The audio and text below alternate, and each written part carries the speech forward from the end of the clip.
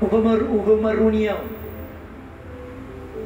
onde o coração do pai estava despedaçado por causa da situação da humanidade. Porque Deus viu, o pai viu, que a humanidade deixou o pecado entrar. Daí a desgraça entrou, daí a maldição. Não é que Deus amaldiçoou, não, a maldição, a desgraça entrou. E o pai estava vendo o estrago, e como o olho de Deus, como a sabedoria de Deus já vê tudo, não é somente o presente, vê o futuro também. O pai viu toda a desgraça, todo o estrago instalado na face da terra em todos os tempos. Então o coração do pai estava despedaçado. O que é que os meus filhos foram fazer? Que loucura eles foram fazer, aceitando o pecado, deixando que o pecado estava extraditado para o inferno. Veja, o pecado foi extraditado para o inferno. O pai não queria, por isso que o pai jogou o pecado no inferno com os anjos rebeldes. Então, o pecado que estava extraditado, a humanidade aceitou.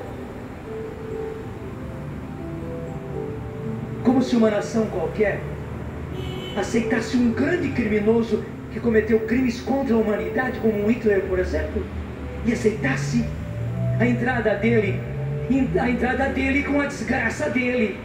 Foi isso a loucura que nós fizemos, gente. Não joguemos apenas a culpa em Adão e Eva, porque eles cometeram o pecado inicial, o pecado na origem, mas nós cometemos o pecado na sequência. Nós poderíamos fazer com que o pecado parasse na origem.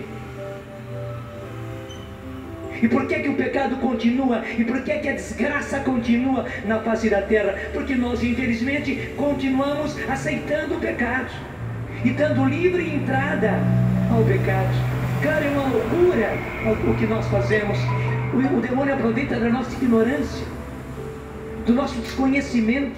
Ele aproveita, desculpe, de sermos trouxas, de não termos a compreensão, a visão espiritual das coisas. Ele aproveita. Mas que o pecado que estava extraditado no inferno entrou nas nossas vidas, entrou, está causando toda essa desgraça, que não é só desgraça fora, é desgraça dentro das nossas casas, dentro das nossas famílias, dentro dos lugares onde nós trabalhamos, dentro da nossa vida, dentro de nós, porque muitas vezes a desgraça se instala dentro de nós. A gente mesmo não se entende, a gente está num caos só. O coração do pai estava despedaçado por isso.